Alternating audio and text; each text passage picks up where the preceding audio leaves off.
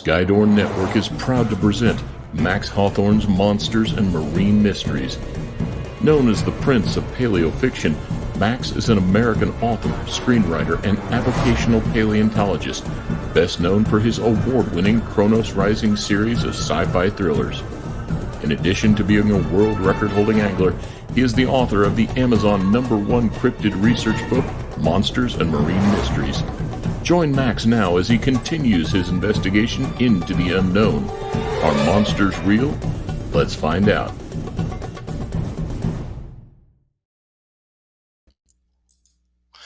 Hey everyone, Max Hawthorne here, and welcome to what is going to be a very exciting show. I have three amazing guests this evening, two of whom are already in the house, and all of whom are esteemed authors as well as experts on the phenomena known as Mothman. This includes Bill and Jaci Kousalas and Andy Colvin. Before we dive into things, don't forget to like, share, subscribe, and turn on the notifications bell so you don't miss out on any upcoming episodes. Remember, viewers can find us on Facebook, YouTube, Twitter, TikTok, and Instagram. Last but not least, tonight's door prizes will consist of 3 Kindle copies of my novelette, Chronos Rising Diablo, listed by Authors DB as one of 2016's top 10 books. 3 lucky winners will find a copy of Diablo in their email box. Can we get Boris up real quick, Dave? Possibly. Excellent. Thank you so much. Forgot to mention that. To enter, you must post the hashtag Monsters Are Real in the chat. Hashtag Monsters Are Real, just as shown. Please note that prizes are only awarded to those residing in the U.S. or its territories. Amazon will not let me send ebooks outside the U.S. And with that, let me tell you about tonight's guests. First up, we have Bill Kousalas and his wife, Jacqueline. They are the authors of Bridging the Tragedy, Silver Linings in the Mysterious Ohio River Valley. Bill holds a doctorate in psychology with a focus on post-traumatic growth. Bridging the Tragedy is the story of the aftermath of the Silver Bridge tragedy. The Silver Bridge collapsed under the weight of rush hour traffic on December 15, 1967, resulting in 46 deaths. It is considered the worst bridge disaster in U.S. history. For 13 months prior to the collapse, the region was deluged with sightings of UFOs, strange lights in the sky, and over 100 encounters with the creature known as Mothman. Some believe the creature was responsible for the tragedy, but Bill and Jaci's research flips the narrative on this. During the 2022 Mothman Festival, Team Kousalas debuted Bridging the Tragedy. Their research includes engaging stories of redemption and a community pulling together that will stimulate your brain and leave your heart pounding. I cannot recommend it enough. In addition, we're privileged to have Andy Colvin with us. Andy is an eclectic artist, photographer, filmmaker, publisher, musician, and New York Times/Amazon bestselling author who has been called, quote, one of America's great pain-in-the-butt original thinkers. Yeah, I like that. Following in the footsteps of his mentor, fortean author John A. Keel, Colvin has blazed a 21st century trail of investigation into mysteries that have influenced mankind for centuries, such as UFOs, creature entities, magic, and the psychology of the human mind. Colvin's approach is unique in that it blends a background of genuine paranormal experience with decades of research into political science, history, media, behavior, and sociology. His understanding of art and symbology has at times allowed Colvin to connect dots that had previously escaped attention. Colvin is considered by many to be the leading authority on the mysterious Mothman phenomena. Oh my God, that's a lot. Due to his early experiences with the phenomena and his extensive audio-visual documentation of symbols and synchronicities. A list of some of his popular books includes The Mothman's Photographer, Volumes 1-3, Flying Saucer to the Center of Your Mind, The Outer Limits of the Twilight Zone, Searching for the String, and my personal favorite, and what may be the greatest book title ever written, I Never Would Have Slept With You If I Had Known You Were a Giant Birdman from Outer Space. I encourage you all to pick up copies of every one of these on Amazon at your first opportunity. And without further ado, I'd like to welcome Bill, Jaci, and Andy to Monsters and Marine Mysteries. Thank you for joining us tonight. Good evening, Max. How are you? Whew, Hello. That was a mouthful. That Colvin's pretty prolific, man. I'm telling you. I'm not used to having 3 guests on either. Andy, here's to you, brother. Hey. Pitch. That really is an awesome cover. Honestly. I mean, like, they would never let me get away with that, but I never would have slept with you if I knew you were a giant bird man from outer space. Probably, yeah. So, John Keel is like that. Yeah. Those kinds of titles. He liked them. God bless. Let me turn up my volume a little bit because I am a deaf old SOB. Okay. All right. So, Andy, Bill was suggesting before we get, as part of the show, he wanted me to talk about possibly something you and Jackie be interested in, which was this winged creature that my daughter and I personally encountered a few years back. So, is that something that we should start with, or do you want to dive into some other stuff? Sounds good. Okay. At least I can tell you guys, whenever I tell normal people, quote, I always get branded a lunatic and, I get criticized. You know how it is. I actually had to cut off a sibling that we never talk anymore because of the abuse I took from this, But, hey, whatever. So basically, this all took place on November 22nd of 2016. I know the date because, it's kind of blazing in your head. And I had picked up my daughter from aftercare, and it was around 6:30 in the evening, and it was already pitch black out, being late November, as you might imagine. And it was a little bit about a few degrees above freezing. There was some flurries coming down. It was windy. Stuff was swirling around, etc., which I think contributed to this. And as we were driving, towards our development up a slow hill, we'll say, and there's a lot of woods around, etc., I saw something in the road. There was nobody else out because of the fact that it was cold and it was dinner time, obviously, and there was snow flying around, whatever. It wasn't setting though. It was, it wasn't like it had melted on the asphalt, but and I noticed there was something in the road ahead of us. So I literally said out loud, I said, "Uh-oh, we got something on the road there." And I was like slowing down more and creeping along. And my plan was to straddle this with the wheels. I thought it was a box at first, like a dark colored box. And I figured, it could be a box of nails.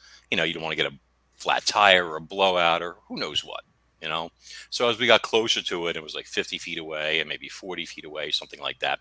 The box was starting to move, which with the wind, of course, I attributed to, oh, well, that's a flap from the box. And that's why the box is starting to get taller. See? But it wasn't a flap from the box. It was something starting to push itself upright, let's say. And this thing, I think initially, I've said this before, that I think it was hurt. I think it had collided with maybe a power line or something, in the wind and the snow, it got blinded, or a bat or who knows what. And it had crash landed into the street. So I stopped, and I would say maybe at this point it was about 30 feet from my headlights. And I'm looking at it, and it was looking at me. And I saw its face, and it had this dark gray colored face and these blackish eyes and this blackish mouth. And it sort of had a bristle of stuff back here and everything. I would say the head was about the size of a small apple. And it literally started going like this, like that, which of course you couldn't hear if it was making noise because you're inside a big truck and whatever, So I'm staring at it and I'm like, is that an animal? And my brain is chugging through the animal kingdom at light speed, everything I know from the Northeast, and there was nothing out there that looked like this. Nothing. I mean, this thing was hideous too. And I'm staring at it, and then I was it all of a sudden it rose up, and then it sprang up into the air, and it went, and now it had wings. And it was, like I said, about 30 feet from my headlights, we'll call it. And the wings were vibrating to hold it in place. It was eye level with me. So sitting down maybe about 6 feet up. Okay. And the wings, I was staring at the wings because they were like dragonfly wings, except that they weren't the same. Like if you know how look at dragonflies, you see how the front wings are a little larger than the rear, and they have this weird taper to them that's thicker at the base, and then they kind of curve and taper like that. These things were elongated ovals. And they were the exact same size. And it was doing this and just hovering there. And I was staring at it. and I couldn't. I was like paralyzed because your brain starts like freaking out, and I don't think it was weird. I think this thing was able to like change its color. Like when it was on the ground, I think color was matching the asphalt. Because when it was in the air, assuming it was the same creature, which I think it was because I saw it like spring, okay, it was like the wings were transparent, and if the headlights weren't on them, I don't think you would have seen it. The edges were like shimmering, like from the headlights, but the body was kind of like it had like what I call an ethereal look to it. Like it was almost like silvery white or transparent. It was hard to say, but I was more focused on the wings. My daughter said that she thought it looked like a female and was describing like that its head came up shaped like this and stuff like that. So I was looking at it, and I literally, my daughter was 7 at the time, so I wouldn't use language like this normally, but I was like, what the hell is that? And then she went, it's a fairy, Daddy. It's a fairy. Now, she was in the car seat, but she'd been leaning over when I said there was something in the road. She pointed at it. It saw her move, and then it went like, woof, and it was gone. And it was an incredibly powerful flyer. I mean, like, it just was gone. Okay. And then, like, I drove the rest of the way at like 5 miles an hour, and my brain was in a fog. I mean, there was no thought to reach for a cell phone. There wouldn't even probably have been time. I wish I'd had a dash camera, because it was literally dead center in front of us, suspended in the headlights, just there. And I walked into the house, and I started talking to myself. My daughter was like, Mommy, we saw a fairy. We saw a fairy. And I'm like, and I start researching bats and all this other crazy stuff and yada, yada, yada, and all this stuff. But anyway, so that's what happened. This is the part where you guys can laugh, chuckle, or I don't know if I can be friends with you, man. Is it the mug? But it didn't have these like the Mothman is supposed to have these glowing red eyes, like headlights. This thing's eyes were like black. They keep saying that over and over to convince people that it's a demon, but it doesn't usually have red eyes. Yeah, well, this did not. And people were saying that this was a juvenile Mothman. But these wings were like the wings of an insect. I mean, literally, like the wings of an insect, 2 sets. And I mean, but the statue, I've seen a picture of the statue of the Mothman and stuff like that. And the wings don't seem to look like that. So what the heck, what do you think of this? Well, they're kind of like that. The Mothman has mothy wings, which I don't know if that's really accurate. I think he has more like bat wings. Mm-hmm. Probably, if you talk to most. I don't think it's the same species then, honestly. Well, it does shapeshift. There's no doubt. I mean, I know. We just have put 2 and 2 together with so many witnesses that it appears differently now. But you and your daughter saw the same thing. Yes. Right. We were both looking right at it, and where was this? What town? This is near in Buckingham, Pennsylvania. Now, what's interesting is, they had a sighting in PA. I don't know how far it is from us, but some people on another program, I think, or site called Phantoms and Monsters or something, and they had sent me the link. And these people, a bunch of them were outside on an outdoor porch, and they saw a creature that sounded sort of similar. It was similar in size, like maybe a footish tall or something like that. But this thing came out of a flower pot, and according to the witnesses there, it had like its wings came like from the wrist to the ankles or something like that kind of thing, which I don't know how that's aerodynamic, but the size was similar. So. It's not aerodynamic because it's not really flying in a normal fashion. I'm looking up Buckingham here. Yeah, you're in that area. Yeah, this thing's wingspan. Now, this is another thing. This thing's wings, like if it was a foot tall or a foot and a half, the wingspan was, we're going to say 3 to 4 feet, at least a yard. So it had big wings. Like, in fact, let me ask Dave. Dave, can you pull up the sketch I did of this thing? It's the one with the like the little bit of snow and stuff. Let me see if I can find the number. I don't think that's along the Delaware River, which if you go upstream further, there's that's where Ivan T. Sanderson had his farm. See, I drew this right there, sis. Literally, as soon as I walked in the door, you can even see the date on the bottom. Okay, and that's what I was staring at. Now you see the size of the wings compared to the body, like that's pretty accurate in terms of the proportion. It had big wings. You know how like an eagle has huge wings compared to its body, that type of thing. But I mean, this thing was. I'm pretty sure it was powered by those wings, because they were like and stuff. But Dave, can you pull up the drawing I did of this thing's face? Now, this was done years later, so it's not completely accurate. It was another sketch, if you can find it. It was not a classical fairy. Let's put it that way. It would say fairy on it, Dave, if that helps. I know that. So Max, while you're digging for that, let me just elaborate a little bit on what Andy was starting to say. Oh, sure. I'm sorry. Not sure how familiar you are with John Keel's research, being the author of the Mothman prophecies, and then Andy's compiled, most of John Keel's lost articles into the books that you just advertised so nicely for him. But Ivan T. Sanderson was and if you know this already, stop me, please. No, I don't. Ivan T. Sanderson. Andy, was he a zoologist? What was his trade? Yeah, he was I think he was a zoologist. I don't know if he did anything else.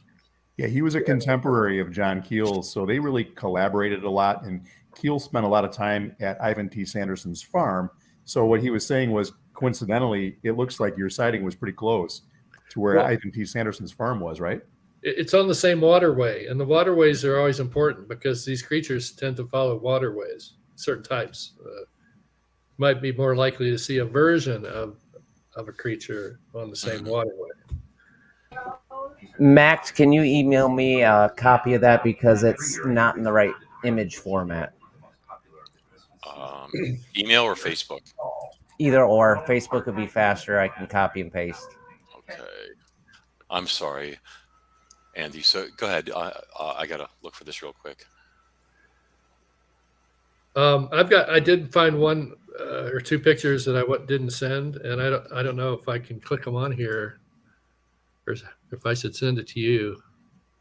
It's my picture of something I saw. I definitely want to see it. Hold on, let me just copy and paste this. Tried to get everything organized because there was so much stuff and all that, and we got so many images to look at and talk about. We can do it later, but I don't see a way to. Oh, wait a minute. Here's present. No. Present. Dave, I just sent you that sketch. Yeah, you know what? Send it to me email, and I'll get it right over. You could try to present thing. I've never had any luck with it, but then again, I suck with technology, which is why I didn't have a dash cam when I needed a dash cam and stuff. Okay, I'll just hit reply to your last email and drop a couple of pictures in there. Jackie, by the way, that fairy sighting was so important for me because of the fact that, like, the following year, my daughter had decided, courtesy of her friends at school, that she no longer believed in Santa Claus, which of course was like devastating to me. So I was able to say to her, yes, but remember, we saw a fairy, right? She said, oh, you're right. And I said, so if fairies are real? She goes, Santa's real. And that bought me a couple more years. Awesome. I milked that cow, believe me. Well, I really do believe that fairies are real, so. It didn't come through yet. I was telling Max earlier that when he was telling me about the fairy sighting that he had, that you were really into fairy lore and know an awful lot about that type of thing. Okay, so that is sort of the face of the thing that I saw. Okay, except it seemed like it had more of a, when it was screaming. Okay. And it looked very angry and very like frightened at the same time. And I guess you would be too if you had a 5,000-pound SUV bearing down on you and you were lying in the middle of a street and you were like cold and a foot tall or something like that. But it had more bristling stuff back here. I don't want to say like a mane, but it was like kind of like it's hard to explain. I was staring at it and I was like, groundhog, no, this, no, this, no, this, no. And it was nothing to go with it. Let's see what we got here. Okay, copy. Let's get this bad boy over here. So if it wasn't frightened, it may not have looked so horrifying. And if you hadn't been frightened, it may not have looked so horrifying. And fairies don't typically look like the cutesy fairies that people find on the shelves in the stores. This was not cute. Believe me. And if I was like, can you imagine you try and grab this thing, it would have bit your finger off, and maybe there was like 1,000 other ones out there. I mean, Oh. So this is a UFO that I photographed many times, and while it stayed in the same position, and it changed shape in lots of ways. And the last one was this thing that looks like a flying man. To me. So do you think that is like? I mean, how big was this? Was this man-sized or? It went right over us pretty low when it first arrived, and it's hard to say, but I would say typical saucer size, maybe 30 feet in diameter or something. That 20 to 30 feet size, and it was zigzagging all around right above us, and then it went out over the valley and just sat there all night and acted like it was a star, and I kept my eye on it the whole time. Mm-hmm. I finally got bored with taking pictures of it. Just kept changing shape, and it had a tripod and everything. Well, So- I was telling Bill earlier, so I guess I'll let you guys know. So I am 99% sure I now have some of these creatures on trail camera. Like, seriously, I've actually got like what looks like almost like a dog fight with two of them, smaller ones, being pursued by much larger ones that are higher up and stuff, zipping through the forest. And this was at like 26 degrees temperature, which eliminates, so much other stuff. And you could see the weird like wings and stuff like that of the larger ones zapping by overhead and stuff. I don't know what I'm going to do with the footage yet. I got a bunch of it, but different things. But I may actually have like actual, infrared film of these things. There's a lot of diversity in the Delaware River Valley. Like, really a lot. Well, we seem to be like in a hot spot, like you were saying, because the area where I live, this, was used to be like all like tree farms and stuff, Mm-hmm. and before it became like developments, it's still surrounded by woods. And my sister-in-law, her family used to own a big tree farm in the area, and she had told us this frightening story when she was 17, which is about 28 years ago, and how she was driving home and she went over this road, which is right near where I live, and she saw this guy walking on the side of the road, who, as she put it, looked like he was dressed from another time, like he just came out of a mine. And it was like January and in the teens, and he's wearing like a flannel shirt rolled up to the elbows and suspenders and these old trousers and stuff, walking along. And she said he was sort of looked a little translucent, and she was looking at him, and she drove right past him. And she said, as I drove past him, he looked at me, and then his eyes turned completely black, like he could see through my skull. And he was like just like leaning in like that. And she was like, oh, like that. And she sped up a little bit, and then she looked back, and he was gone. So I hear that story. I'm like, that's nice. I picked a great place to move. Got a light? Yeah, really. Can you imagine? It? It was the description, and when she told the story, you could see her getting scared again. Like it was like that long ago, but still burned into her brain. All I know is I walked into my house and I was like, fairies are real. Fairies are real. What else is real? Is everything real? Are vampires real? Or whatever. I'm talking to myself and stuff.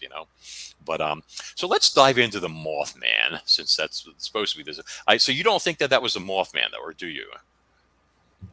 Me? You think it's more like anybody? A derivative. Why can't it change? Because people's consciousnesses are working on it, and imagining it in different ways. Do you think they can change color or like become transparent so they're hard to see? Yeah.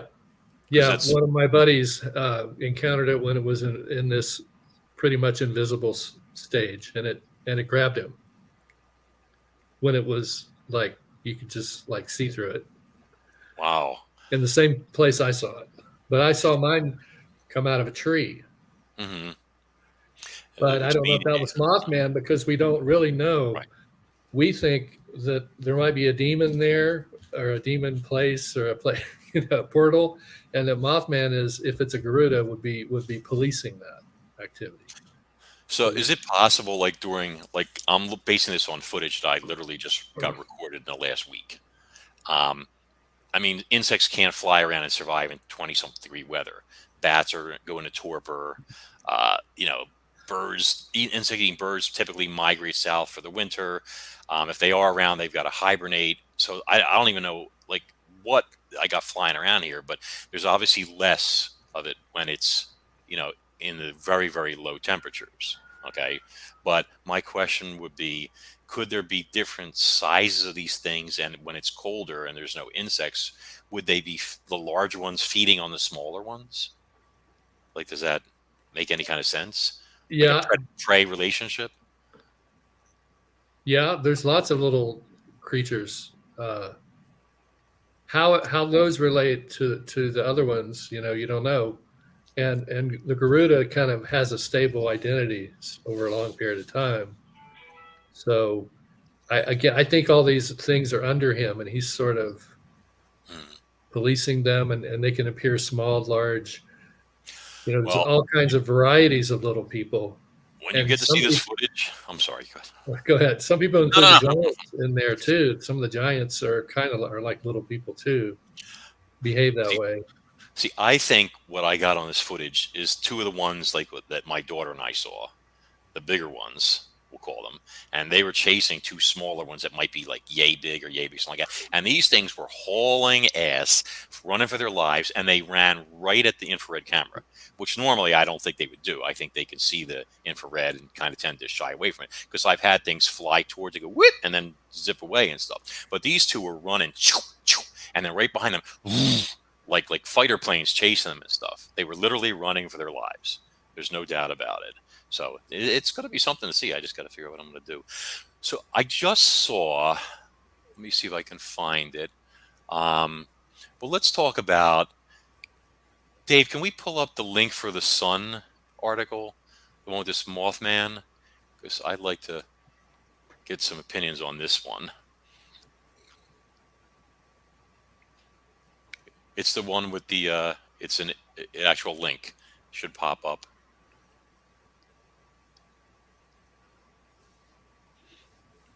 I need a professional opinion on this. I'm seeking professional help. We can help you. I know, and I need it. Seriously. You're so my guy. Yeah. Okay, that's taking a while. So let's see. Maybe Dave, you there? I think I might have lost him. I think the fairy got him. All right. Well, on that note, that means we don't have. Oh, there we go. Oh, no, not that one. The actual link from the paper, not the image. The actual link for the Sun, because I enhanced that image. We'll get to that next. I want to use like their.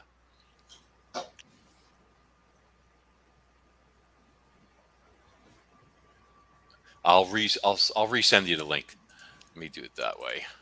I gave him so much stuff that he's got to be like deluged.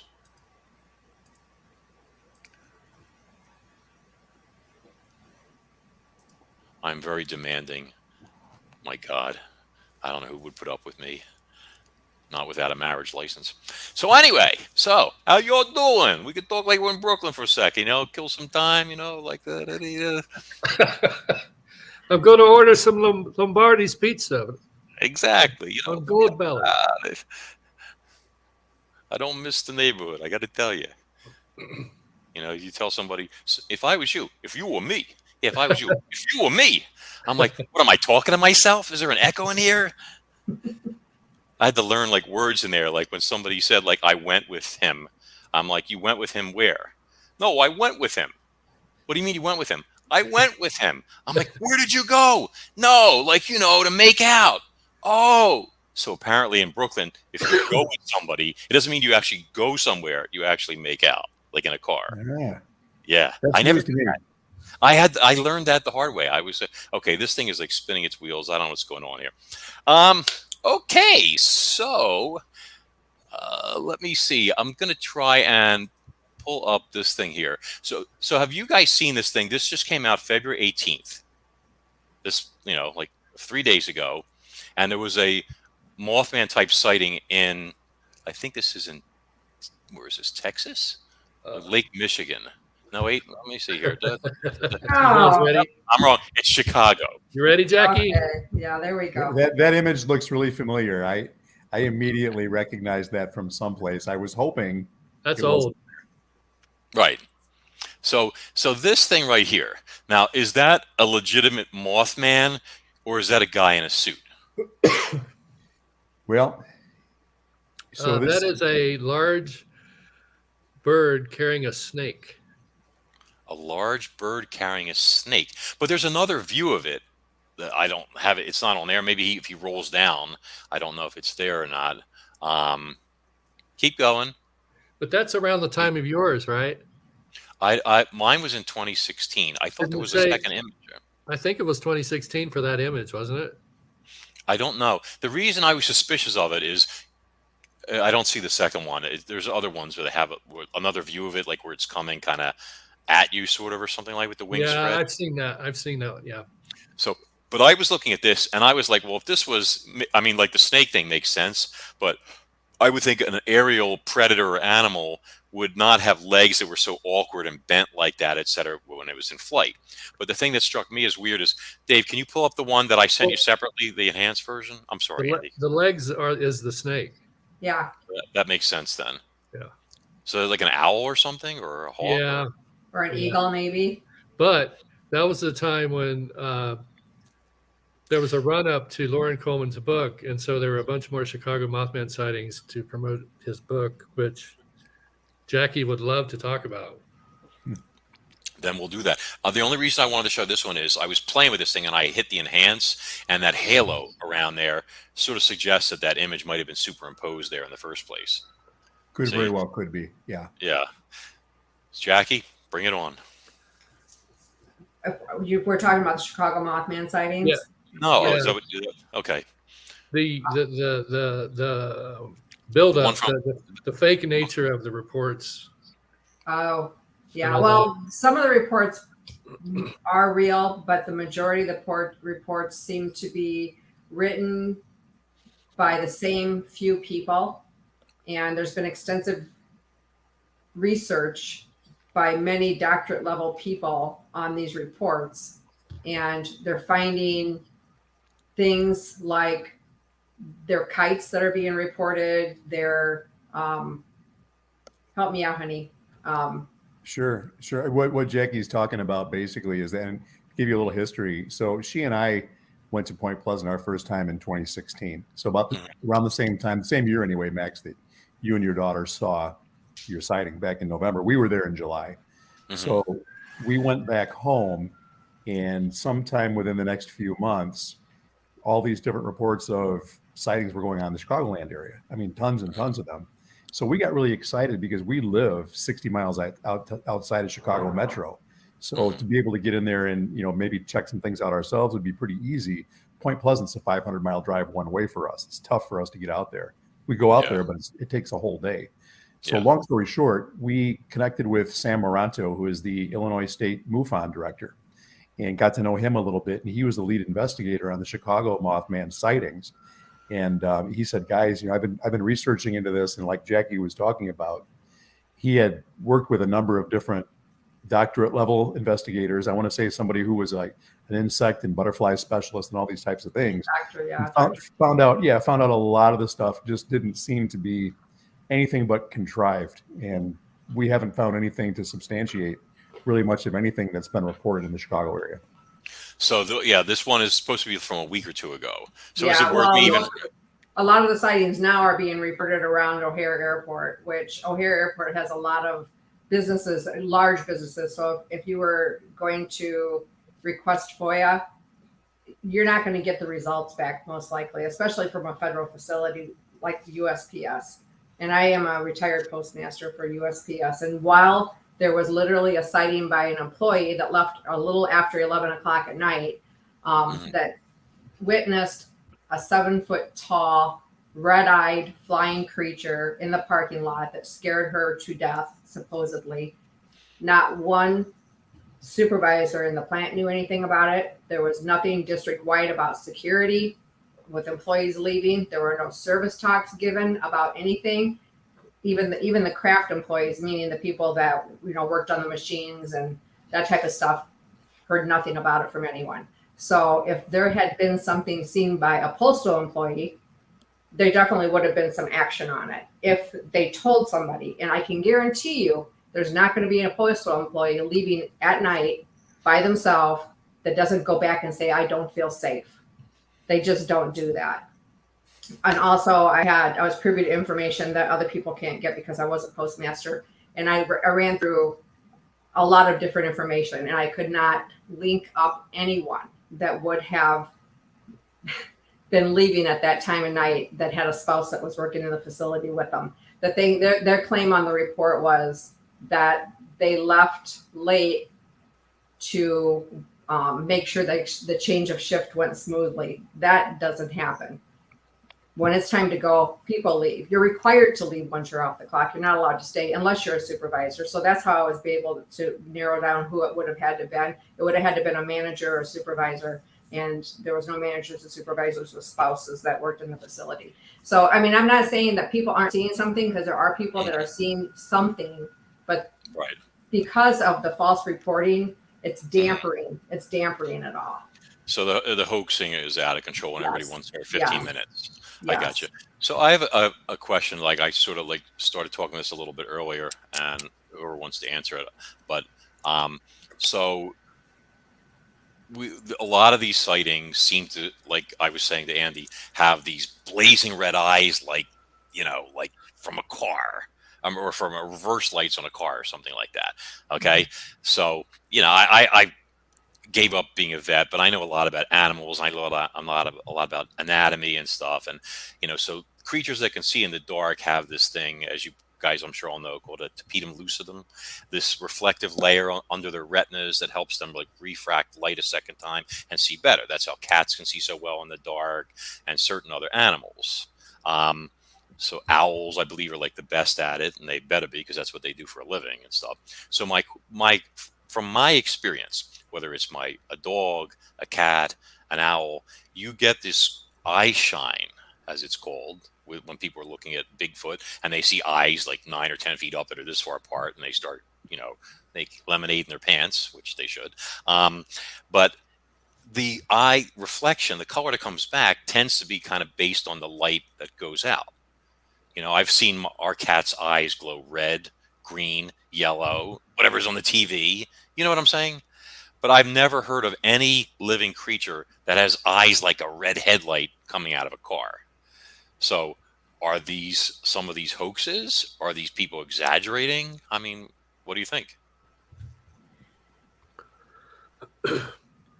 Well, if we're talking about specifically, Max, the Chicago sightings, I think there's a number of different factors, and without getting into a whole mudslinging campaign, a number of different factors that contributed to things that went viral. And let me just share a little bit with you. So Andy, in his research, was on Coast to Coast AM the night that the very first Mothman, quote unquote, Mothman sighting took place in Chicagoland. So it's been my thought for the last few years that Mothman was in the public consciousness. He was on Coast to Coast AM. And 7 years ago, much more probably predominant in the landscape of podcasting, radio shows, et cetera. So there are a lot more people doing it now, is what I'm getting at. So it was the preeminent show then, and he was on it. He was out there. And the very next day in Chicagoland, we have pictures of an alleged Mothman type thing. Is it coincidence? Is it conjecture? Is it made up? Was it just out there in the public consciousness? Did people really see something, But the long and short of that is that was one of the photographs that our friend Sam had basically genetically deconstructed to prove that it was a Gala kite. He's got evidence from the Gala Kite Company telling us that that's what that is. So the Chicagoland part of things, I think, is a little manufactured. Now, that being said, there does seem to be some legitimacy to some of the cases that have been reported in Chicagoland and in other areas as well. And one of the things I was going to share with you is that John Keel in his research talked about how he didn't really think that Mothman was a corporeal physical being. He felt that Mothman was what he called a transmogrification of energy. And he had a theory that he described the entire cosmos in terms of being part of a super spectrum, meaning that we could be on different frequencies, and perhaps these different cryptids or different manifestations of energy, such as Mothman, come through at a certain frequency in window areas, which he thought Point Pleasant, West Virginia was. And it doesn't mean that Point Pleasant still is, but certainly was in the 60s. At least that was his point of view. But these things can manifest in different parts of the world too. And I think that this is maybe where some of these energies are coming through, and that people are seeing the things they're seeing, but it also seems to go along the lines of their belief systems. So if they believe in angels, sometimes they see angels. If they believe in demons, they see demons. If they believe in black winged red-eyed creatures, they see those as well too. But part of that can be part of the way they see life in general, according to however they're psychologically wired. What about the people like that one sighting? I'll call it the hollow type sighting. You guys, I don't know much about Mothman, honestly. I apologize for that, but I read one where it was pursuing a car at 100+ miles an hour. So, Andy, what would you think about that? I mean, you must know that sighting inside out and backwards. I would hope. I mean, not hope, but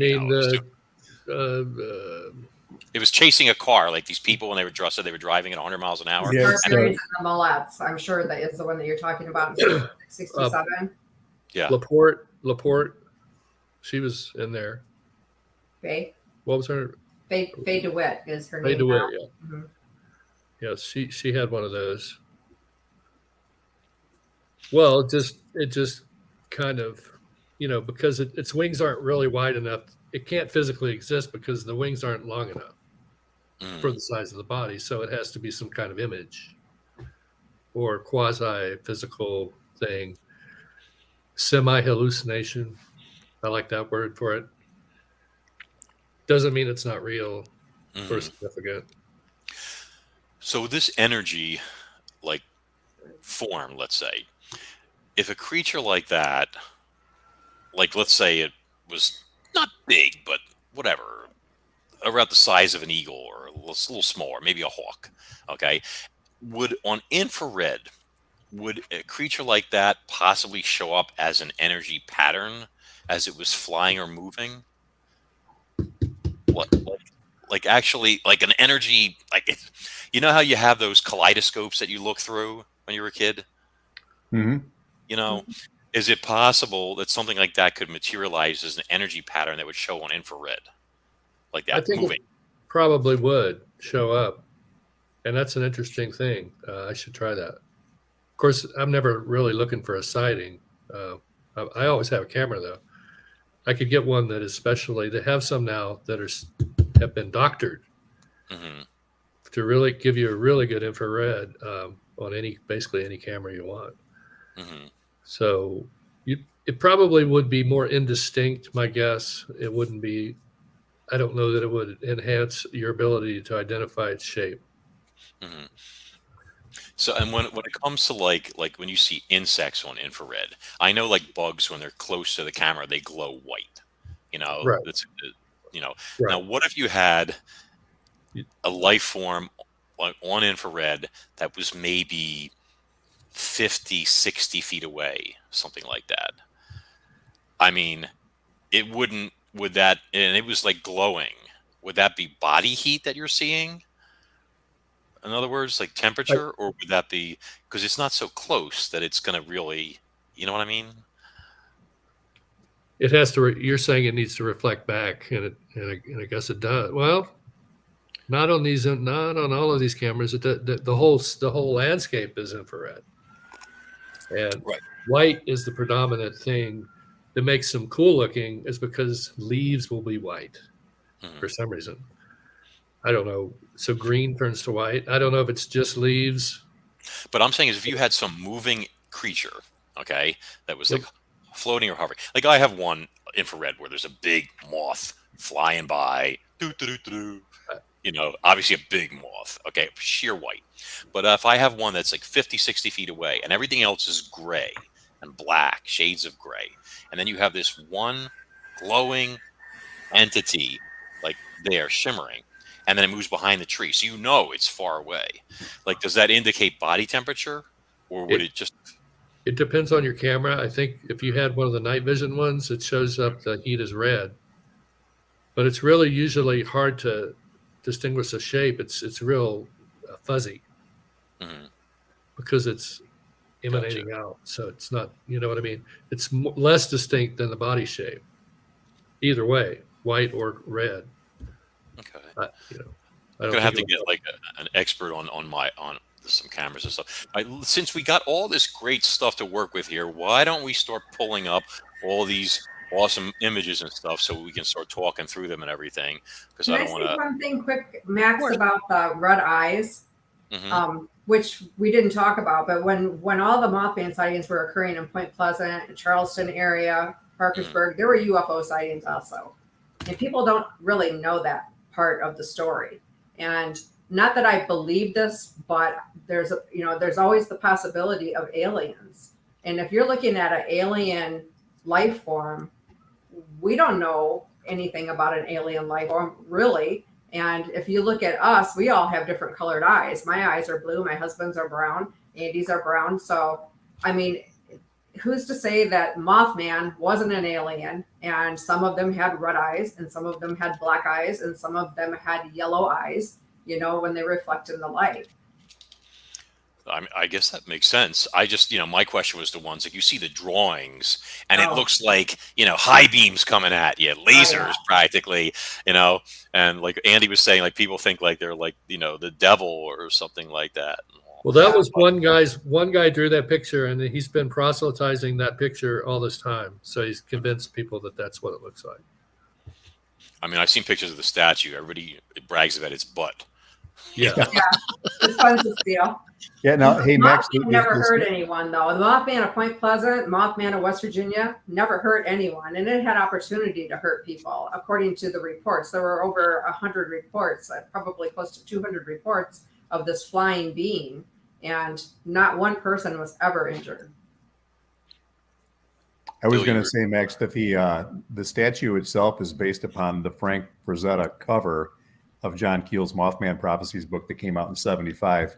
I might be plus or minus on the cover there. Andy would know better than I would, but the picture is not, the statue is not an accurate depiction of what the witnesses saw. It's commercialized. I mean, he's muscle bound, he's ripped, he's got killer abs, and the rest of his body is solid as well, but that's not at all what the witnesses reported it looking like. Yeah, they said it's more out of shape like me. I know. I heard the stories and stuff like that. So I had so I want to tell you guys one other thing about this. So about 6 months after we saw this thing, okay, we decided it was May. We decided we were going to go out and feed it, okay, and try and make contact. It shows you, like, I'm not the sharpest tool in the shed. So we, my daughter and I, she was just turned 8, and we took a nice bowl of those beautiful Costco blueberries, the really good ones, and all this heavy, like thick, heavy plastic bowl. And we decided to go into the woods, and we walked in a ways, and then we found a flat, like a tree stump for some reason in the middle of this little clearing. It was a tree stump. I have no idea why. It was perfectly flat, and we put them on there, and then we sat there, and I felt like an idiot talking, blah, blah, blah, blah, blah, blah. This is all my then agent's fault, because she was telling me, oh, it's a brownie, and they're friendly, and they eat fruits and berries, and they live with squirrels and stuff, and whatever. So nothing happened. So we left the food there. It was she had school the next day. She said, Daddy, go check on the berries and everything like that. So I go into the woods armed. I was armed the first time. I'm not taking chances. I worry more about the two-legged predators than winged ones. But anyway, and I went back there, and the bowl was sitting there, same exact spot. It was immaculate, picked clean. Okay, and I'm like, well, that's strange. I mean, if deer or squirrels had like munched on this, you would think the bowl would have been moved, knocked over. There would have been traces of blueberry skin, juice, residue, something, right? But there was nothing. So then I was on a show talking about this, and I was like, I'm sure one of the teenagers was wandering through the woods and just decided to make a snack out of it. And she said, right, because if you were walking through the woods and you saw a bowl of blueberries just sitting there, you would just pick them up and start eating them, right? And I was like, and it reminded me of that scene from Shrek where he's like, Donkey, there's a plate of fresh waffles in the middle of the forest. Don't you find that a little bit strange, So I don't know. After seeing all this footage I got now and stuff, I wonder, Yeah. But maybe they like blueberries. So are we ready to do all these photos? Because I am. Sure. Dave, you ready? All right, let's see what we're going to start with here. I have no idea what a lot of this stuff is, but it all looks interesting. So let's just start with, where is number 3? Oh, that's the statue. We don't need the statue. Well, let's focus on some good stuff. Let's start with number 4, please, Dave. We'll just go down the line. I'll call it one number. So I don't know who this is or what I'm looking at. Oh, that would be a purported image of Indrid Cold taken in 78 in, where was that? West Virginia, somewhere. I don't know who is Indrid Cold. Indrid Cold's either a man in black or an ultra dimensional guy who showed up during the Mothman time period, doing all kinds of strange things. Not the friendliest looking guy from that picture. Yeah, I know. Yeah, he had a team, and they were up to stuff. They were impersonating law officers. They were Really trying to drag people away to the planet Lanulos, which we think was a cult in South America run by some ex-Nazis. That's interesting. Yeah. Note to self. That's why after that first time, I never get into the van. I don't care how much candy they have. Yeah. I don't. Yeah. I don't care how many beautiful tribal babes women are in there. Yeah. No, I'm not doing it. Dave, let's get number 5. They were nudists too on that. Really? Well, there is a lure there. So yeah. And so this is a fellow who I think was working with the other guy. My guess is this is Carl Ardo, probably, who was working with Indrid. And this character showed up at the 1969 UFO convention in Charleston and was photographed by Alan Greenfield of the Secret Cipher of the Euphonauts. And was he trying to recruit people for this cult also? Greenfield has his own cult. It's like an Aleister Crowley cult, and he has people in his cult. Is that what you meant? Or no, these guys were they were kind of like, go away to this other cult. I don't know if it was actually Greenfield's cult or not, but he purports to be involved with them. So maybe they were a Crowleyan cult. In cahoots? Saying we're from Lanulos. Can we get 6, please? This is another man in black taken in New Jersey, I think, by James Mosley. Or Tim Beckley, one of the two. They were together. And at that time, there's a lot of MIB activity in New York around John Keel as he was trying to do his research in West Virginia. He kept getting distracted by all this crazy stuff in New York, drawing him back to New York so he couldn't get at the bottom of the West Virginia stuff. And that's what I'm calling the big bamboozle. They totally worked him over for 2 years solid to keep him from figuring out what the hell was going on in Point Pleasant.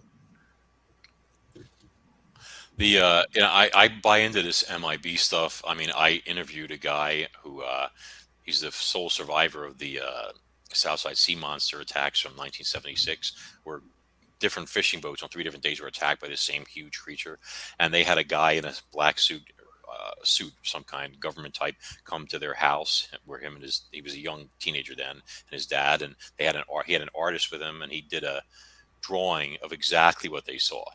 This enormous thing with this stalk-like head coming up with eyes at the top and a mouth 15 feet wide and all this stuff, and he drew it exactly what they did. It was perfect. He said, okay, great, it'll be in the paper and all, and it didn't. It wasn't in the paper. Some weird, a Chinese green dragon ended up in the paper, and the story was changed and the name was changed and all this other stuff, you know. And I'm like, so in my book, Monsters and Marine Mysteries, I actually corrected all this because I got it straight from the horse's mouth exactly what really happened, you know, and that's mentioned in there. But can we do number 7, please, Dave?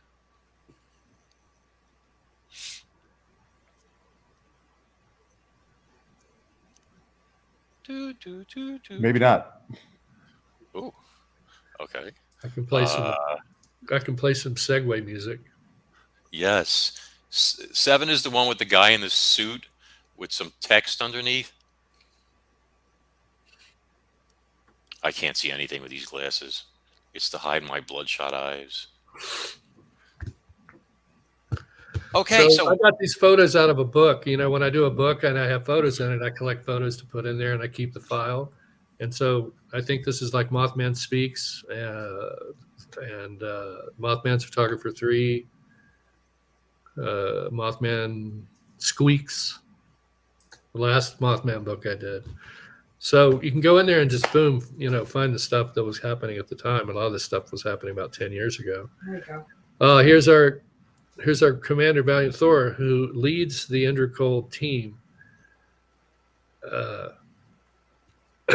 And he appeared at a UFO meeting, as it says there, at the Minger Farm on the Delaware River, right near you, up in High Bridge, New Jersey. Mm-hmm. And he gave a speech, and then he kind of disappeared. But I think since Barker organized that, he probably had Thor do some contactee work, you know, and then would have the contactees would then publish books with Barker. So it's kind of a quid pro quo thing.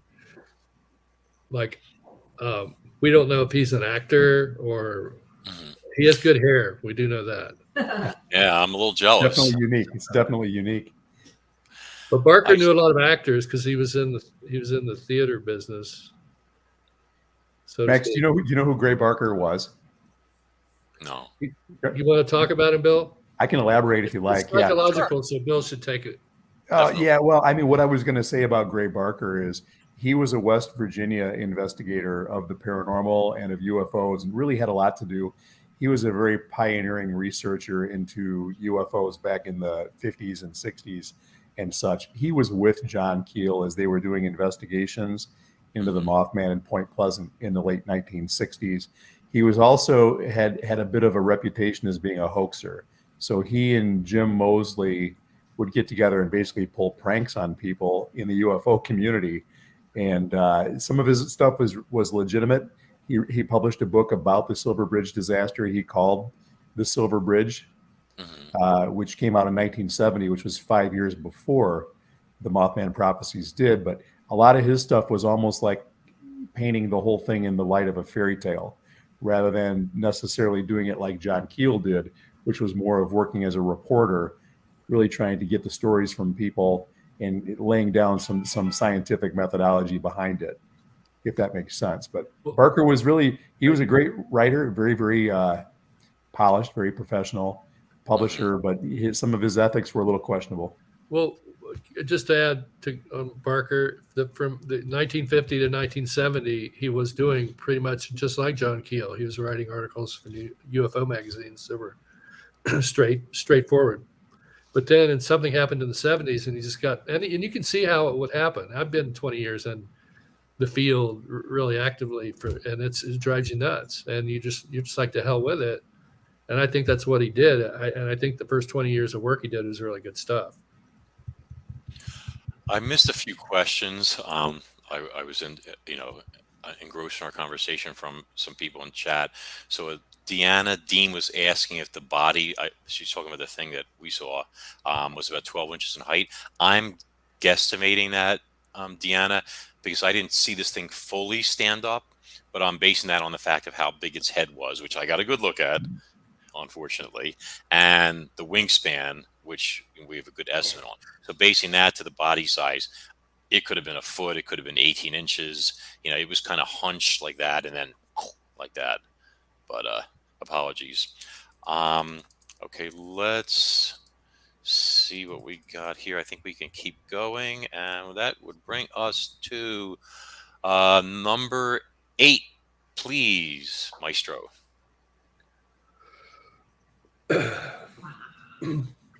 Well, this might be a little Off the beaten path. Yeah, it's the 111L, and we had the 1111 number game that we were investigating in the early aughts, John Keel and I, and we came across a derivation of the 1111, which is the 11L, Mm-hmm. 111L. And this is a building that, if you show that there's a picture of a van that this goes with. It comes right after it, maybe in the list there. There you go. So that you can't see it, but it says government 111L. And this is a man in black van that chased John Frick and his brother after they went to Youngstown to investigate a statue that was bleeding, like a Virgin Mary statue. And then he got some calls. We were all getting 1111 calls, or like all ones or all zeros. And he investigated through the phone company and found an address. And I went to that address, and that was the previous picture with the 111L from the sky. And Mothman literally was seen right before I got there. I mean, I was planning on going anyway, and then there was a Mothman sighting just down the road there from that. And so it's just a weird conglomeration, and it kind of led us to a building in Akron where it looks like they are doing those internet operations for the Air Force. They have a special JSOC team that does all the internet trolling and stuff. And we think we found where they operate out of. And that was when they were just getting started in manipulating social media. Which, obviously never went anywhere. Yeah. Oh, wait, There's a lot of conspiracy stuff in here. There's certain things I'm not allowed to talk about, so I'm not sure if that's one of them, but I'm going to just change the topic. Can we get number 10, please? What's behind door number 10? That's a 1960s drone that was like a U.S. developed by the military Air Force. drone? Yeah. And you can find these in obscure places. Someone's actually done a book, I think, or a long post. I got a long post with all of them in there. It's like 200 or 300 versions, and that we had things that could fly around and do some of the things that were being done then. Mm-hmm. So I saw that movie. Which sightings are government and which are not? That's one question we have to ask. And is the sighting of something natural or something synthetic? That drone, Andy, looks a lot like the depiction of Indrid Cold's alleged spacecraft as well. Absolutely. It is.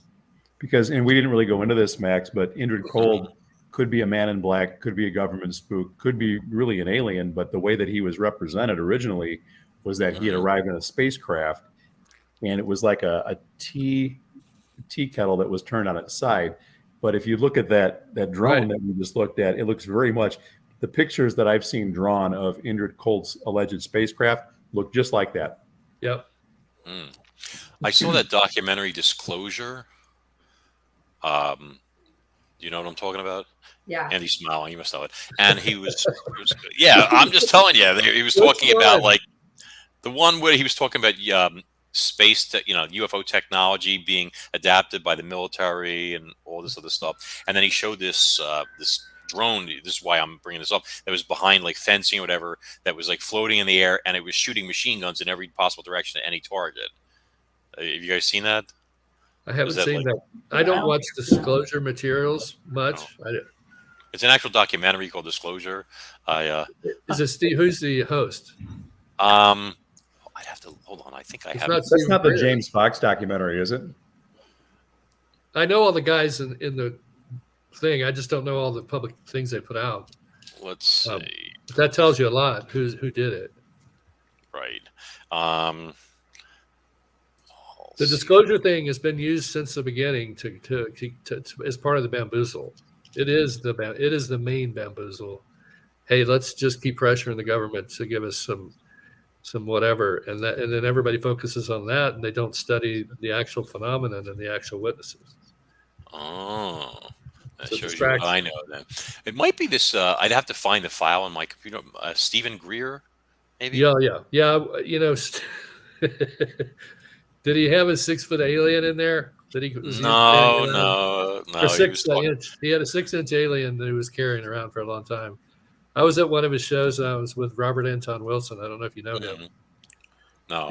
He said, he said that, and Greer was talking about the Space Brothers and how they were helping us, and Anton Wilson goes, "Man, they must have a good gym on that spaceship," because Greer was all pumped up and he had grease on him and his shirt off. It was like really something. Wow. Yeah. Just like Mothman. Yeah. Yes, buns of steel, stainless steel to be exact.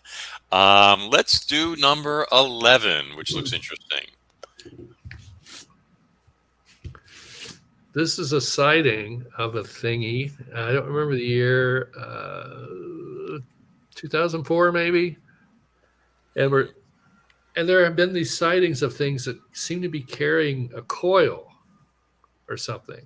Now, is that in the air? Yeah. Okay.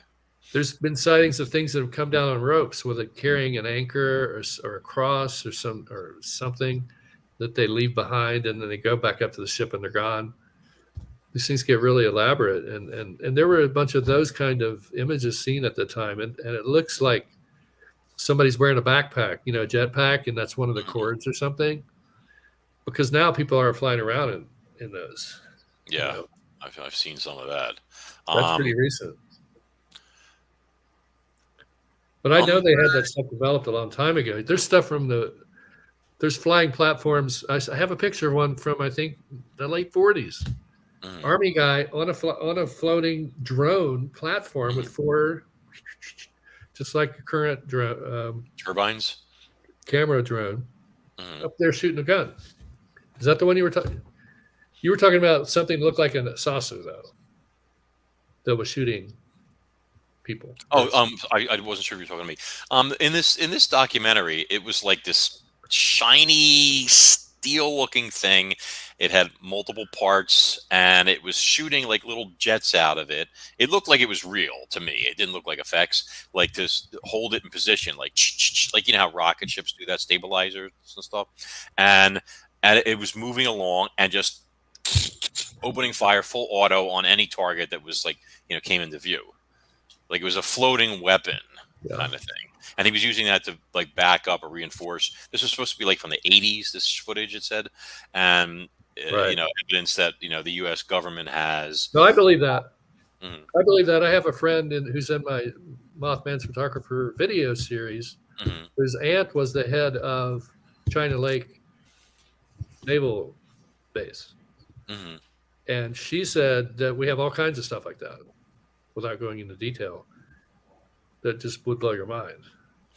What the documentary blew my mind, talking about us having, ships that can fly at 25,000 miles an hour and then can go slam into the water and still go at 500 miles an hour with this slipstream effect, like the Russian Shkval torpedoes do and stuff like that. And, it was anyway, well, that's good then. That's good that he did that. I mean, he can't really prescribe it to aliens though. That's a stretch. Well, he was saying that a lot, like the stuff that's out there, some of it's U.S. technology and some of it's from outer space, from extraterrestrials, which is. I don't know, man. I got to go get a Lombardi's. Forget about it. I actually, I do a little music on the side, and I actually did a song called the Mafia version of Jingle Bells, and I had to sing it with my Brooklyn accent the whole song.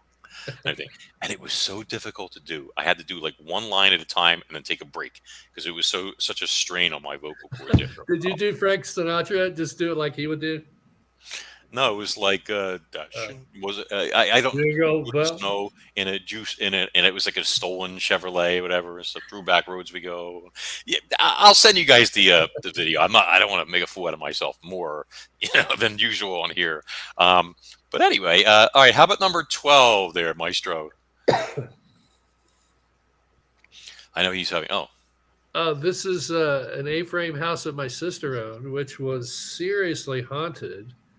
And I probably have another picture of a road next to it, which would be the road out front, where there were many, a parade of ghosts walking across the road. A parade causing car accidents, in fact. She had to go out 2 or 3 times and help people who had seen the things and crashed. I mean, I was said that's awesome, except that, obviously people were getting hurt. Yeah, well, And then the house burned down, as a lot of haunted houses do. It was the oldest A-frame east of the Mississippi. Can you On the Coal imagine River. seeing a whole parade of ghosts? I mean, I've known a few, but a parade, that's a lot. It creeped me out. I could barely stay there. What is you saw a ghost also, Andy, at the Mothman Festival. Yeah, I think Aura is a shiny little person, maybe. It was shining. I mean, I thought it was reflecting light from the whatever light. They had one light in the whole place. But thinking back, maybe it was just shining. And when I went after it, it disappeared. It did seem to, it just sort of faded away. Kind of like my bank account. Oh, sorry. Sorry. Ours too. So that was where the first Mothman sighting occurred. Yeah. And What, by that haunted house? And I found a huge track there too that I have a picture of. I don't know. It looks like a huge bear track. So Max, to elaborate on that, we were all at the Mothman Festival on Mothman Saturday. And Andy camped out at the TNT area, which is where the sighting that the Scarberries and the Millettes had, the ones that were driving 100 miles an hour from the TNT area back down to Point Pleasant. Andy camped out there. And so when he woke up in the morning, he had this vision and saw that apparition or ghost or shining thing or whatever it was right there. Where was this track that you're talking about? It was near there. It's near there's a pond right there. Mm-hmm. I wish do you have this track, this photo handy? Yeah. Is there anything to scale with it? Yeah, I stuck my foot in there. Yeah, if you want to shoot it over while we're talking and all, that would be great. I would love to see that. It goes with the whole monsters thing. While we're talking that, can we get number 14, please, Dave? He said we could go over past the time, which we already have, so I figure we can cover everything. Is that a... Now we have permission. Yes. We've been... Yeah. I'm looking at my... I don't know what you got up there. It looks like sort of like a part of a mountain, like carved maybe, or partially carved or something. Yeah. Like a seated person. I did a lot of traveling in my series to different sites, archaeological sites. This is Bandelier National Monument in New Mexico, and it looks to me like an old Garuda statue. And, they found old Garuda, like small statues they found one in West Virginia they claim is, I don't know how old that thing, 2 million years or something. Like Really? Who was making statues of Garudas 2 million years ago in West Virginia? For people not in the know, do you want to explain what that is, this creature? The Garuda? Yes. It's like an archetypal deity in Buddhism that floats above the Buddha in a lot of the pictures of the Buddha. He's like the overseer of the whole deal. And I guess only Vishnu, Brahma, and Shiva are higher, maybe, than the Garuda. And so the Garuda is the rules the airwaves, the rays of electromagnetic energy. It's born fully grown, so the idea that there might be a baby or a juvenile isn't quite there. I mean, there might be a little smaller maybe, but so it arrives at cataclysmic times and saves the earth from burning. Usually the stories are usually the earth's on fire, and we wonder if that's like nuclear stuff in the past. And in the large cycle of life, how many times have we gone through this where we've developed nuclear weapons and then had to start all over again? We don't know. And this deity, this creature, is how big is it? It varies. It's supposed to be pretty large. It can be really large. And it's born fully grown. Yeah, it's born from the ashes of, it's like the phoenix. I got you. I was going to say, because fully grown, that's like labor with a capital L right there. I was, a little concerned for the mother. Well, it's maturing. The egg's there for a long time, right? And it's maturing inside there. So when the Garuda comes out, it's boom, it's ready to go, and it starts saving people's lives, particularly the innocent and the infirmed and so Kathy forth. Arnott is asking if that could be the Mothman. What? It was at the top of the list for what Keel thought Mothman could be, was the guru. Oh, yeah. So yeah. Hey, we got absolutely. comments. Oh yeah, I just been so busy talking to you guys, I keep forgetting to look over there. But Okay. usually Dave pushes them up on the screen, but he's having technical issues with a storm or something like that. It's slowing down his internet connection, which is why the photos are taking longer and stuff. Yeah, that was So- from Kathy. Could that be the Mothman? They are just balloons from China. Oh, I'm just reading a comment. Okay? Just reading a comment. I'm not making any political comments. Just reading something there. But anyway, cool. Oh, did you find that bear track? That track? I'm almost there. I found a lot of pictures of the festival. We were taking pictures of interesting people in the crowd. Mhm. Dave, when you get a sec, could you pull up number 15 also, please? I want to try and go through all this stuff. Now, what the heck is that? Let's see. Is that a penguin? Me? What? Let me see what you guys got. Oh, that's the sighting of something seen flying over Nuremberg in, I think, 2011 or something like that. Maybe 2009. There were lots of sightings around the world back then, and the Chicago ones kept up until 2017, and in 2019 we started busting the story, and then as soon as I announced it that it was a total fake a couple years ago, all the sightings stopped until now, and so now Lon Strickler is posting a few more, I think, to make it seem like it never stopped, but they obviously didn't want to get caught, and they knew we were onto them. So there was like a 2-year lapse of sightings. And how do I? Oh, let me see. We're going to do. Shoot it to email me, and then I'll. Here we go.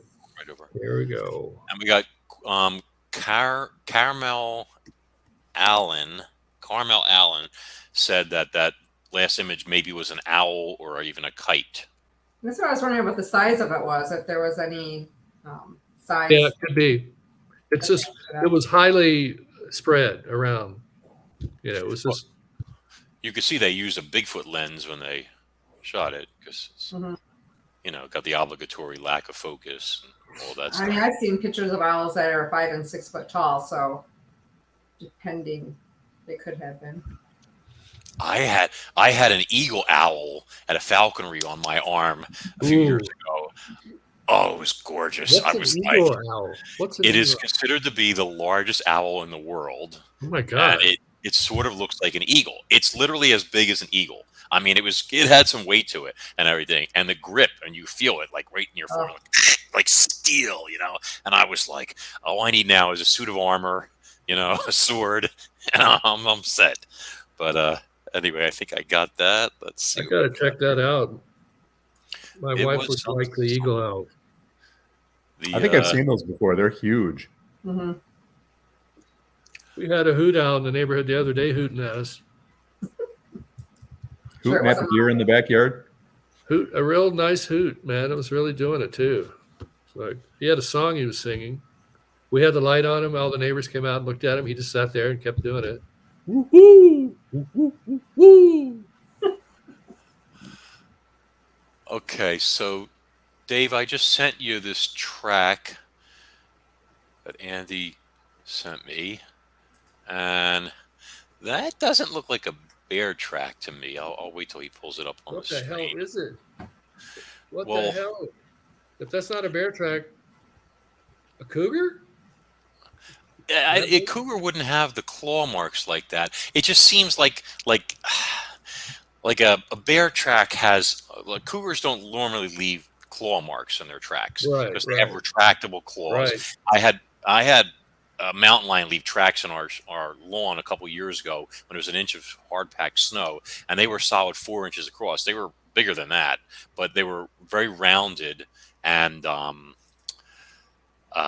don't see the claw marks. They only come out when it's dinner time or whatever and stuff, and it actually killed a deer out back. But the that let me go back onto that. I've got more. I've got a better. That one shows the whole thing, but it's a little out of focus. Yeah, the But that that's is, hard. and it looks like there's almost like there's a fifth toe, or Let it me could be look. just the dirt. But I mean, like a bear track usually shows pads, and then the claws are like ahead of that. Like this thing is like for the whole toe, the digit is very triangular. It doesn't. I don't know what that is. I mean, maybe a dog track and the mud kind of dried and into that position. A very large dog or a wolf or something. Where was that? The TNT area. Here, I'm sending a close up. Okay, and is that near Point Pleasant? You said. Yeah. It does look like it has 5. Yeah, I see like an indication of that. Something And going that's on super there. hard ground. I couldn't have dug that out without evidence of showing it Mhm. what I'd done. There were more too. Let's see. Okay, now that's more interesting. I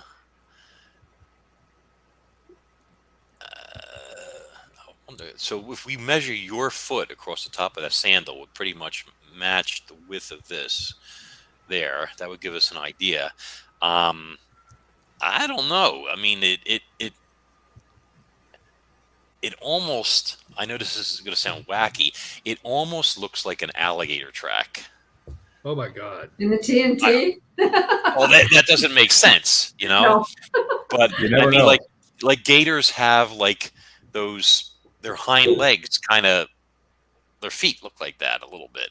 I mean, like it's not saying, I don't see any pads like marks in there and stuff. It looks like something just kind of pushed in, something that was flat and dug in. It kind of looks a bit like a gator track. I'm trying to see if there's a way to figure out like if those claws. It looks like something with non-prehensile, non-retractable claws. 5 inches. I have the shoe 5 inches wide, Mhm. 11 inches long. So, I mean, that's a pretty sizable track. I mean, I've seen some crazy stuff in places where it shouldn't have been. We had an incident when we lived in New Jersey in Burlington, and there was a local pond there, maybe a 5-acre pond. And we went there when my nephew was like 3 to take him fishing. It was almost 100 degrees out. And we walked up to this quiet end of this pond. It was very grassy. And there was a monitor lizard the size of a Komodo dragon almost. I mean, gigantic, laying on the bank in the mud, dried mud, sunning itself and enjoying 100-degree temperatures. And this thing was considerably longer than I am tall. And then it got up. This was in New Jersey. Oh my And it God. got up. Yeah, I'm not. Yeah, and I wasn't the only witness. There was 3 of us that saw this thing. And it got up, and it was like, like annoyed that we were there because normally people don't go there. And it kind of like it had that photo look like this, where it kind of walked like that. Big belly, was well fed, waddled down to the water, slid right in, and just swam off. But I mean, how it either somebody had a huge either water or Nile monitor that had escaped recently, or this thing was figuring out a way to stay warm in the winter, maybe in a sewer line or something like that, like the gators do in New York City, purportedly. But I mean, you don't expect to see a giant lizard from Africa or India or something like that, as big as a person, in a New Jersey pond, So, I mean, like, yeah, I'll, look up, like, see what a gator track looks like. I know that's going to sound crazy and all that, but wow, that would be cool. There's see. all kinds of tunnels underneath the TNT area. Maybe they're in there somewhere where they can stay warm. Okay, I need a good overview. Why do I have track in the field here? So where was that in New Jersey? Close to you? It was in Burlington. It was just a couple miles from where we live. Okay, so that's the Delaware. It's a national park, isn't it? The Delaware River Valley, a lot of it. Yeah, there's you can see all sorts of crazy stuff there. I mean, like a huge bear crossing the street in front of you, all sorts of stuff like that. I'm trying to Maybe see. that monitor got away from Ivan Sanderson and set up a family. It was something to see. It was like the apex predator of that environment. And that pond had 40, 45-pound snapping turtles in there. But this thing, you know, he had big catfish and carp and all sorts of stuff like that. It was a great little fishing spot. Dave, can you bring up those one by one and hold each one for like maybe 10 or 15 seconds, please? Well, snapping turtle makes it through the winter by getting about that far under the muck. Mm-hmm. And Yes. Brumation. An alligator can't do that? No, alligators certainly do that. They just have to keep their nostrils. You see videos of them, and there are areas where the ice, like the water's frozen. They just keep their nostrils above it, and the water freezes around their nostrils, and then they sleep. Oh, wow. Yeah, I was astonished when I saw it. So that's one gator track. I think that's the front leg, though. See, now that's got longer. It looks claws. gatory. It looks gatory. So That it's looks not a like match. Yeah. some scary freaking monster. That's what I mean. That's like Mothman's track, man. Come on. I don't know if that's a dog or a wolf track. It's huge. Yeah. You know.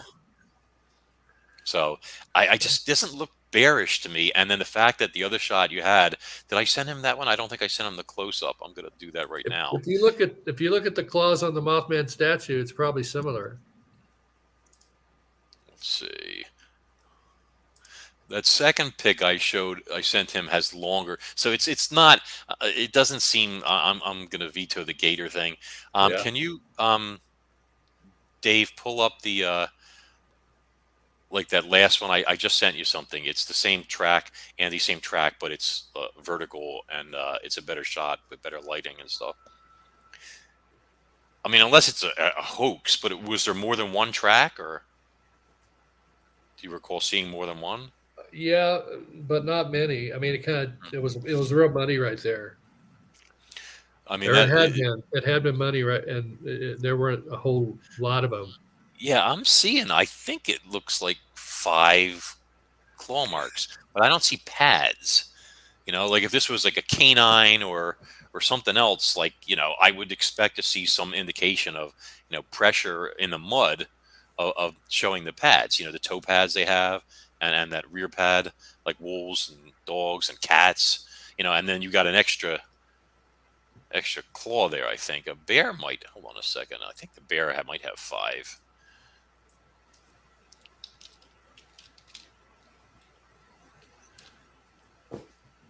Yeah, so a black bear could have 5, but the question is could that be a bear track? It just doesn't. It doesn't have the pads again.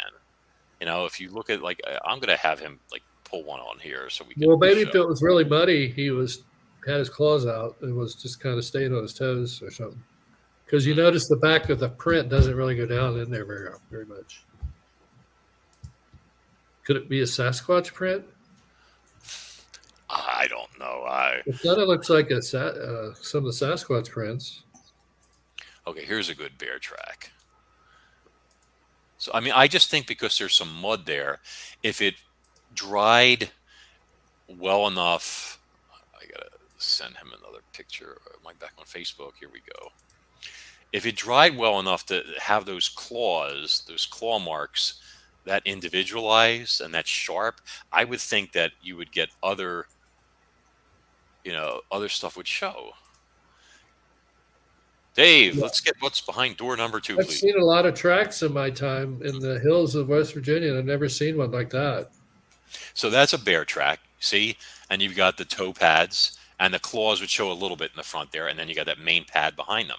And we're not seeing any of that. And the shape, if you put them side by side, which we can't do because I didn't have these ahead of time, or we could, but I would save that and do a comparison for yourself, even look them side by side. This seems broader. That seems a little like longer. It's kind of hard. The toes are weird, you know? Yeah, it's just weird. odd. But I mean, if you said 5 inches across, I think the maximum size for a black bear track is 6 inches across. So I mean, you're in the zone size wise, but it doesn't look like one to me. It looks more reptilian. That's just my humble opinion. You know, they have flat feet they don't have like the arches and the pads and kind of stuff. More Has to be Mothman then. Has to be yeah, Mothman. it could be. I don't know. Where was this located? That was the near. Has to be Mothman. Somebody was asking again where that was. Near Point Pleasant, you said, right? Yeah, the TNT area. Eagle Owl has a wingspan of 56.6 feet. See, my viewers are really like, the Garuda is described as kite-like in the Vedas. I don't know what a Vedas is. What's a The Vedas? Vedas? Yes. Vedas. The Indian scriptures, the Vedas. See, shows you people think I know everything, and I sure as heck don't. More lizard-like. Okay. But anyway, all right. So we got a few more photos here, and then we can get ready to close up shop here. Can I get number 16, please, Dave? Whoa, it went away. Bruce? Bruce Bickford? Oh, he's a great artist who worked with Frank Zappa. He's deceased recently. He was attacked by the same pit bull twice, and that pretty much took him out. Ooh. He was very skinny and frail. And he was very interested in the Mothman. He was a huge fan, and he claimed all kinds of things that, like that he knew the true story of Mothman, and that someone had cut the Mothman's head off way back when, or the Garuda's head, when it's cut off, it becomes Mothman. That was the theory he got from some special sources that we're going to do a book about it. So I don't want to, get into it. No problem. But Deanna is saying your track. I'm sorry to interrupt. Go ahead. She said, I think reptilian also. We have the Frogman in Loveland, Ohio has reptilian feet. Could be the Frogman too. Yep. We're not far from Loveland, It is unusual. Seriously. That's I can't it doesn't look like anything I've seen before. We're having the Frogman Festival. See, now you got some evidence to go with it. Number 17, please. That's a weird thing that was seen in Norway, I think, when Obama got the Nobel Prize. And I believe it was later claimed. I said right away that I thought it was man-made and it was meant to do one of these. In my media research, I found that they were blending stories in the media to try to distract and kind of make connections that really aren't there. I called some of them synthetic synchronicity. As part of my synchro-conspiracy way of researching, which uses synchronicity to do investigative research. This was turned into, by some of our same hoaxers and pranksters, into synchromysticism, because they wanted to take the jolt out of it. So they changed it to synchromysticism, which is just like a personal practice. It doesn't have anything to do with investigative journalism.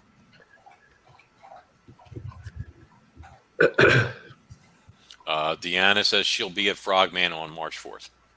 There you go. They're having a Squonk Festival in Pennsylvania, too. I don't know what that Should is. I have the poster for it? The squonk is one of our beloved creatures. Mm-hmm. Supposedly came from Pennsylvania. What is it with Pennsylvania? I got to move out of this town, man. There's a lot of weird stuff in Pennsylvania. A lot of weird stuff. Andy, when you see this footage, you're going to be like, okay, that's freakish. This is like, but all right, I think we got, actually, let's pull up, Dave, can we get that Facebook link pulled up? It's the one with the Mothman photo, which, Andy sent me, but I'd rather pull the link up if we can, because it has like some stuff with it. Plus, I never know if it's copyrighted.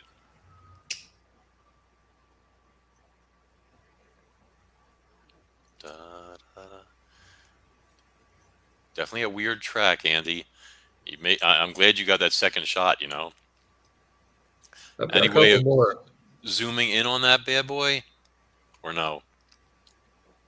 Oh, the Mothman sighting Trade. at the Twin Towers. After the Twin Towers came down, that thing was photographed. After they came down? Okay, so not Yeah, this before. is the same day, maybe right as one of them's falling down, because it looks like debris or smoke's in the air. Said that could possibly be debris from. Whoa. Yeah.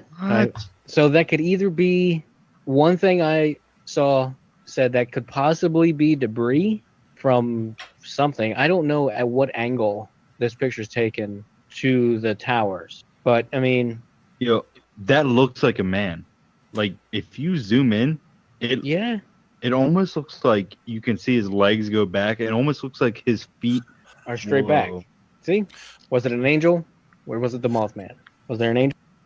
I don't know where that dialogue's coming from. I guess that's part. Is that included with the show, with that link? Oh. Anyway, so I mean, Andy, what do you think about that thing? Well, I thought, well, it looks like debris, but man, it also really looks like somebody flying. And there's a quirky part of this is that when I was a kid, me and my buddy, we built a shrine to Mothman and we're calling him in. And my buddy starts saying he's having this vision of an attack on New York in 2001 that would start World War III.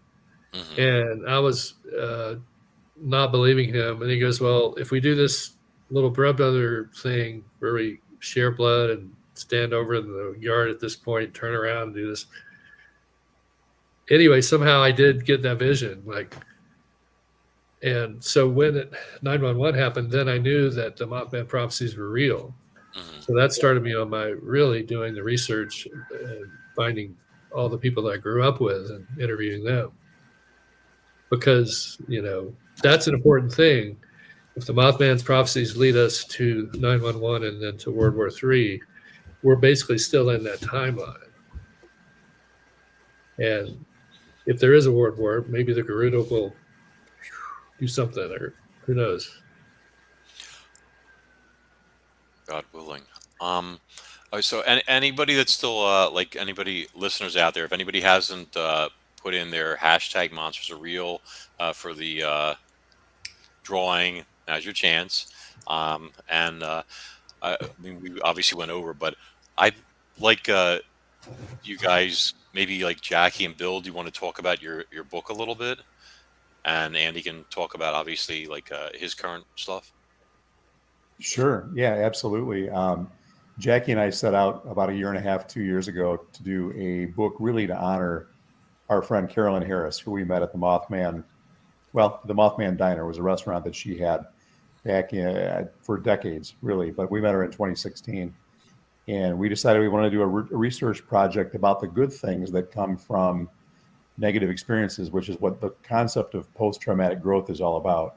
So in 1967, when all the Mothman things were going on, all the sightings and paranormal activity was happening, at the very end of that, or at least the closing of the story of the Mothman prophecies, was when the Silver Bridge disaster happened. And when the Silver Bridge collapsed, 46 lives were lost. It forever altered the community of Point Pleasant.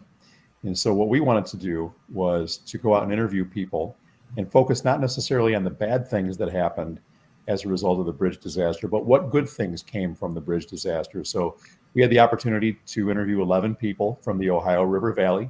Andy was one of them because he is one of the foremost, if not the foremost, researcher on the Mothman phenomenon really living today. And so we became friends with him over the course of the last couple of years. He is in our book. We interviewed him. We interviewed Denny Bellamy, who is a Point Pleasant. He is the Mason County Visitors Bureau and Convention Center Chief Executive Officer. We interviewed Jeff Wamsley, who runs the Mothman Museum. And then a number of other folks came forward who we had the opportunity to have conversations with. And they ranged anywhere from people who were on the other side of the river, like on the Gallipolis, Ohio side of the river when the bridge went down, to some people who were on the Point Pleasant, West Virginia side when the bridge went down. And we also interviewed a gentleman by the name of Jimmy Wedge, who lost both of his parents in the bridge disaster. So again, we focused on the positive things that happened as a result of the bridge disaster. And so our book that we have published back in August of 2022 focuses on those good things that came as a result of the bridge disaster. And the paranormal activity that came before that for 13 months prior to the bridge disaster, the Mothman, the Men in Black, the UFOs, that type of stuff. And also, when Andy was speaking of going back and interviewing his friends that he grew up with, his one friend Harriet was interviewed for Andy's project and helped him with a lot of that. And we interviewed her, and her interview is also in our book. Awesome.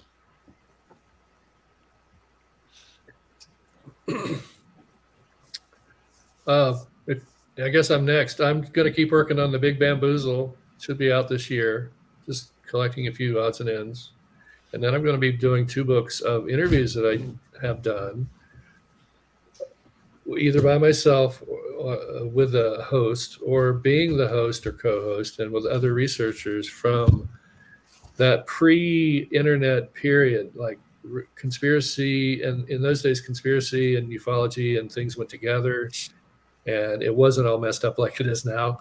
And there are actually some really great researchers back then, some of who are no longer with us. And so I have all these interviews I did with them, and I want to make sure that stuff gets out in print so that it'll carry forward. And hopefully when the dust settles from the podcast wars, some of the pre-podcast material will be there. Cool. I'm going to make sure to, on the YouTube channel, I'll have links for you guys for your books. I guess your author central pages, if that's a possibility. So this way people can go and find your stuff easy enough. Because the YouTube channel usually gets a decent amount of traffic and views after a while and stuff too. And yeah, I think it's important.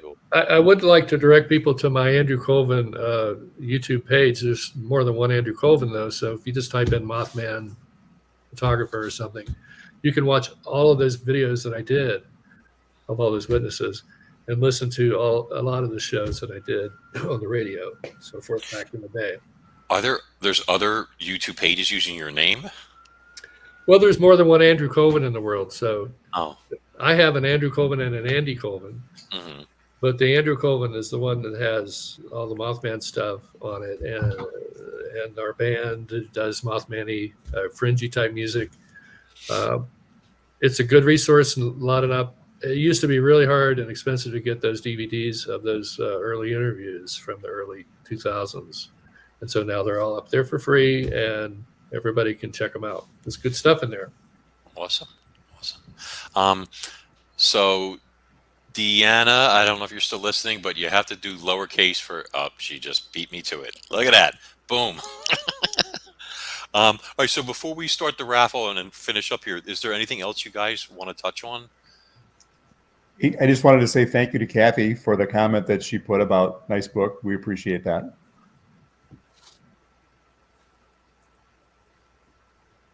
You guys are so shy. Usually I'm a blabbermouth, but this is outside my area. I'm more a monsters, sea monsters, marine type person, Well, we didn't mention the Mothman could be a UFO. He could travel around. Garudas can supposedly travel around as balls of light. When I was 24, and this is not a close encounter, but I saw something that was definitely a UFO in Southwest Philly. And only because I was standing outside, it was late at night, the sky was pitch black, and there were jets, commercial planes or whatever and stuff. And then I saw this white dot, and it was hauling ass across the sky. And it was at least 3 times as fast as any other plane out there, which I had looked into it. Planes even then went 500 miles an hour. So this thing was doing at least Mach 2. Okay. And I was watching it because I thought it was a jet fighter. And being a young guy, a jet fighter was something you don't often see. So I was like, oh, cool, a jet fighter, And then it was going like this.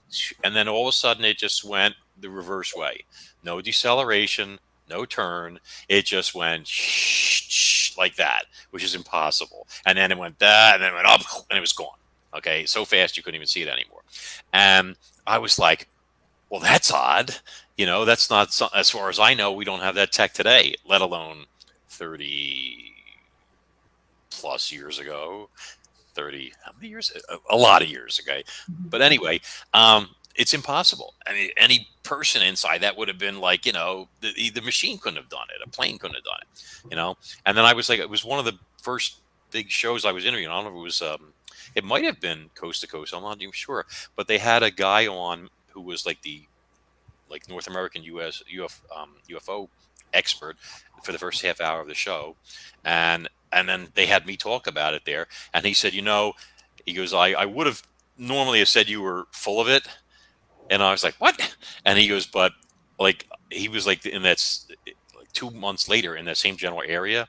And he saw the exact same thing, but coming down, and he thought it was a satellite falling. And it turned around with no deceleration and went right back up, So, but I wasn't kidnapped. I wasn't probed. Right. How do you know? Yeah, well, not lately. All right, except for my urologist, but we don't want to talk about that. That was a bad. Oh, ouch! That woman, I don't know. But anyway, so on that note, I'm not allowed to drink on the air for obvious reasons. So let's do. Dave, you want to do the raffle? Get a winner, 2 or 3. I don't know if there's enough people for this.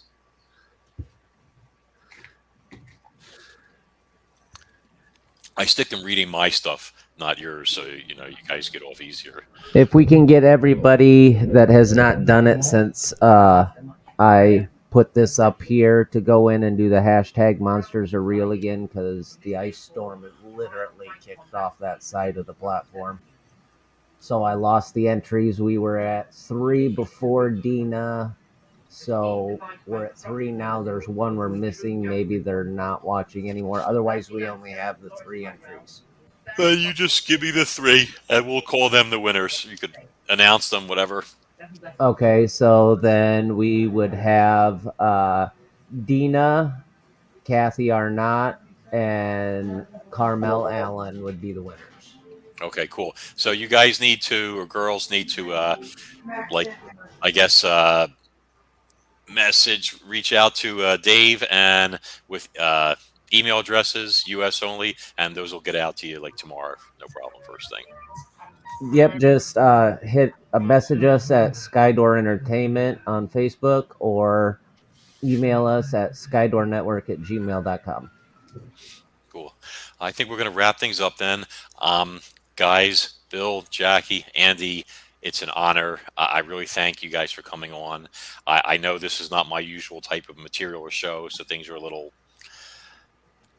I don't know, disorganized, et cetera, and stuff, but I really appreciate you guys taking the time, honestly. And to listen to my fairy story, my fairy tale. Sure. Well, it was an honor actually doing a podcast with Andy, because he doesn't do them. And it was nice to be on with him. Thanks, Andy. It was fun. Thank you. Thank you, guys. It was fun. I had a good time. Have a great night, everybody. See ya.